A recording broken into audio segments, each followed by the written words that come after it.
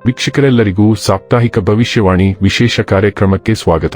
ಸ್ನೇಹಿತರೆ, ಮಾರ್ಚ್ 11 ರಿಂದ ಮಾರ್ಚ್ 17 ರವರೆಗಿನ ಮಕರ ರಾಶಿಯವರ ಭವಿಷ್ಯವನ್ನು ತಿಳಿದುಕೊಳ್ಳೋಣ.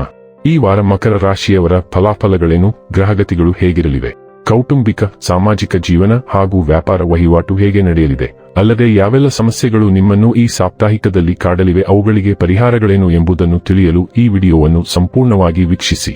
ವಿಡಿಯೋ ಪ್ರಾರಂಭಿಸೋದಕ್ಕೂ ಮುನ್ನ ನೀವಿನ್ನೂ ನಮ್ಮ ಚಾನೆಲ್ ಸಬ್ಸ್ಕ್ರೈಬ್ ಮಾಡದೇ ಇದ್ದರೆ ಕೂಡಲೇ ನಮ್ಮ ಚಾನೆಲ್ ಸಬ್ಸ್ಕ್ರೈಬ್ ಮಾಡಿ. ಹೆಚ್ಚಿನ ವಿಡಿಯೋ ಅಪ್ಡೇಟ್ಗಾಗಿ ಪಕ್ಕದ ಬೆಲ್ ಐಕಾನ್ ಬಟನ್ ಕ್ಲಿಕ್ ಮಾಡಿ. ಈ ವಾರದ ಚಂದ್ರನ ಸಂಚಾರ ಪೂರ್ವಭಾದ್ರ ನಕ್ಷತ್ರದಿಂದ ಮೃಗಶಿರ ನಕ್ಷತ್ರದವರೆಗೆ. ಸ್ನೇಹಿತರೆ, ಈ ವಾರ ನಿಮ್ಮ ಆರೋಗ್ಯದಲ್ಲಿ ದೊಡ್ಡ ಸುಧಾರಣೆ ಕಂಡುಬರುತ್ತದೆ. ಅಷ್ಟೇ ಅಲ್ಲ, ನಿಮ್ಮ ಜೀವನದಲ್ಲಿ ಕೆಲವು ಧನಾತ್ಮಕ ಬದಲಾವಣೆಗಳೂ ಬರಬಹುದು.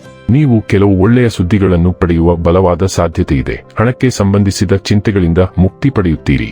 ಹೊಸ ಆದಾಯದ ಮೂಲವನ್ನು ಪಡೆಯಬಹುದು.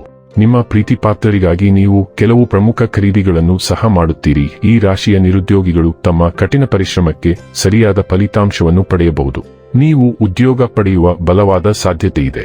ನೀವು ಅವಿವಾಹಿತರಾಗಿದ್ದರೆ ನಿಮಗೆ ಮದುವೆಯ ಪ್ರಸ್ತಾಪ ಬರಬಹುದು. ಶೀಘ್ರದಲ್ಲೇ ನೀವು ಬಯಸಿದ ಜೀವನ ಸಂಗಾತಿಯನ್ನು ನೀವು ಕಂಡುಕೊಳ್ಳುವ ಸಾಧ್ಯತೆಯಿದೆ. ಈ ವಾರ ವೃತ್ತಿಗೆ ಸಂಬಂಧಿಸಿದ ಒತ್ತಡದಿಂದಾಗಿ ನೀವು ಕೆಲವು ಸಣ್ಣ ಅನಾರೋಗ್ಯದಿಂದ ಬಳಲುತ್ತಬಹುದು. ಆದ್ದರಿಂದ ನಿಮ್ಮ ಮನಸ್ಸನ್ನು ಶಾಂತಗೊಳಿಸಲು ಮತ್ತು ವಿಶ್ರಾಂತಿ ಪಡೆಯಲು ಸ್ನೇಹಿತರು ಮತ್ತು ಕುಟುಂಬದೊಂದಿಗೆ ಸ್ವಲ್ಪ ಸಮಯ ಕಳೆಯಿರಿ ಮತ್ತು ಸಾಧ್ಯವಾದರೆ ನೀವು ಅವರೊಂದಿಗೆ ಸಣ್ಣ ಪ್ರವಾಸಕ್ಕೆ ಹೋಗಲು ಸಹ ಯೋಜಿಸಬಹುದು.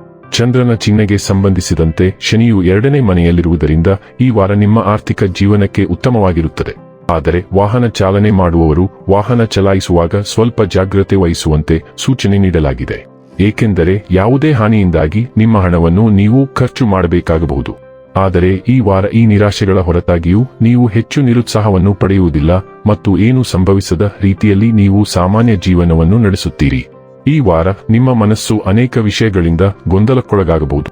ಆದರೆ ಎಲ್ಲಾ ಸಮಸ್ಯೆಗಳ ಹೊರತಾಗಿಯೂ ನೀವು ನಿಮ್ಮ ಕೆಲಸದ ಬಗ್ಗೆ ಗಮನಹರಿಸಿದರೆ ಖಂಡಿತವಾಗಿಯೂ ನೀವು ಯಶಸ್ಸು ಮತ್ತು ಪ್ರತಿಷ್ಠೆಯನ್ನು ಪಡೆಯುತ್ತೀರಿ.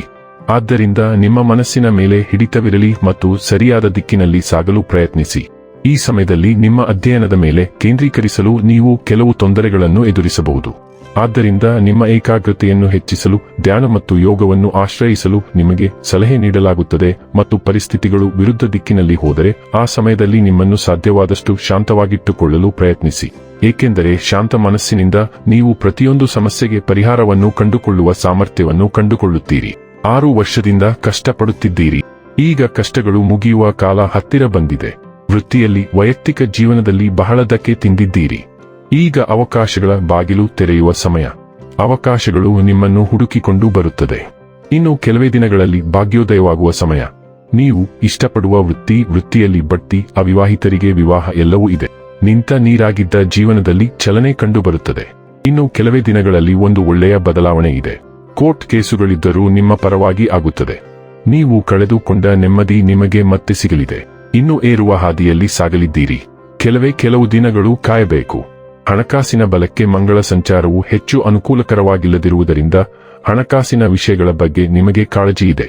ಈ ಅವಧಿಯು ಸಂಪನ್ಮೂಲಗಳನ್ನು ನಿರ್ವಹಿಸುವ ಮತ್ತು ಹಣಕಾಸಿನ ಗುರಿಗಳನ್ನು ಸಾಧಿಸುವ ಕಡೆಗೆ ಹೆಚ್ಚು ದೃಢವಾದ ವಿಧಾನವನ್ನು ಪ್ರೇರೇಪಿಸುತ್ತದೆ. ಆದಾಯವನ್ನು ಹೆಚ್ಚಿಸಲು, ಹೊಸ ಗಳಿಕೆಯ ಅವಕಾಶಗಳನ್ನು ಹುಡುಕಲು ಅಥವಾ ಹಣಕಾಸಿನ ಮಾತುಕತೆಗಳಲ್ಲಿ ತನ್ನನ್ನು ತಾನು ಪ್ರತಿಪಾದಿಸಲು ಒಂದು ಡ್ರೈವ್ ಇದೆ. ಅದೇ ಸಮಯದಲ್ಲಿ ಹಠಾತ್ ಖರ್ಚುಗಳನ್ನು ನಿರ್ಬಂಧಿಸಲು ನಿಮಗೆ ಸಾಧ್ಯವಾಗುವುದಿಲ್ಲ. ಈ ಪರಿಸ್ಥಿತಿಯು ಈ ವಾರ ಕೊನೆಗೊಳ್ಳುವುದಿಲ್ಲ. ಆದ್ದರಿಂದ ನೀವು 22ನೇಯವರೆಗೆ ಕಾಯಬೇಕು. ದಯವಿಟ್ಟು ನಿಮ್ಮ ಖರ್ಚುಗಳನ್ನು ಕಡಿತಗೊಳಿಸಿ ಮತ್ತು ನಿಮ್ಮ ಉಳಿತಾಯವನ್ನು ಹೆಚ್ಚಿಸಿ. ಹೊಸ ಉದ್ಯೋಗಾವಕಾಶಗಳು ಅಥವಾ ಸ್ವತಂತ್ರ ಯೋಜನೆಗಳಿಗೆ ಅವಕಾಶಗಳಿವೆ. ನಿಮ್ಮ ಆಕ್ರಮಣಶೀಲತೆಯನ್ನು ನೀವು ನಿಯಂತ್ರಿಸಬೇಕು. ಇಲ್ಲದಿದ್ದರೆ ವಾದಗಳು ಸಹ ಇರುತ್ತದೆ.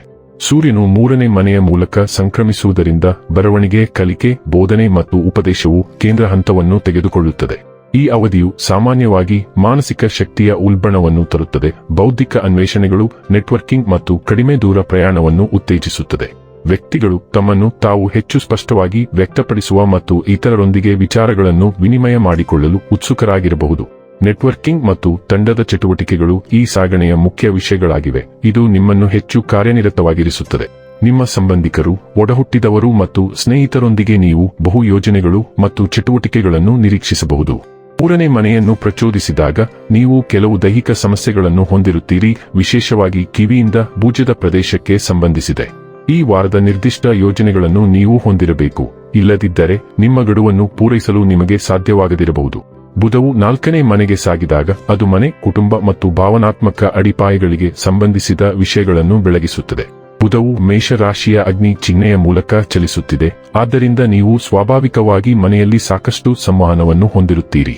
ಕುಟುಂಬದ ಸದಸ್ಯರು ಸಹ ಪರಸ್ಪರ ಸಂವಹನ ನಡೆಸುತ್ತಾರೆ. ಇದು ವಾದಗಳಲ್ಲಿ ಕೊನೆಗೊಳ್ಳಬಹುದು, ಆದ್ದರಿಂದ ನೀವು ಯಾರಿಗೂ ಕಿರಿಕಿರಿ ಉಂಟುಮಾಡುವುದಿಲ್ಲ ಎಂದು ಖಚಿತಪಡಿಸಿಕೊಳ್ಳಿ. ಮನೆಯನ್ನು ಮಾರಾಟ ಮಾಡುವುದು ಅಥವಾ ಖರೀದಿಸುವುದು, ಇತರ ರಿಯಲ್ ಎಸ್ಟೇಟ್ ವ್ಯವಹಾರಗಳು, ಕುಟುಂಬ ಸಭೆಗಳು ಅಥವಾ ಸ್ಥಳಾಂತರದಂತಹ ಕೆಲವು ಚಟುವಟಿಕೆಗಳು ಇರುತ್ತದೆ. ಈ ವಾರದ ಅದೃಷ್ಟ ಬಣ್ಣ ಗಾಢ ಕೆಂಪು. ಈ ವಾರದ ಅದೃಷ್ಟ ಸಂಖ್ಯೆ 18. ಈ ವಾರದ ಅದೃಷ್ಟದ ದಿನ ಭಾನುವಾರ. ಇನ್ನು ಕೊನೆಯದಾಗಿ ಮಾಡಿಕೊಳ್ಳಬೇಕಾದ ಉಪಾಯಗಳ ಕುರಿತು ನೋಡುವುದಾದರೆ, ಶನೈಶ್ಚರೇ ನಮಃ ಎಂದು ಪ್ರತಿದಿನ 11 ಬಾರಿ ಜಪಿಸಿ.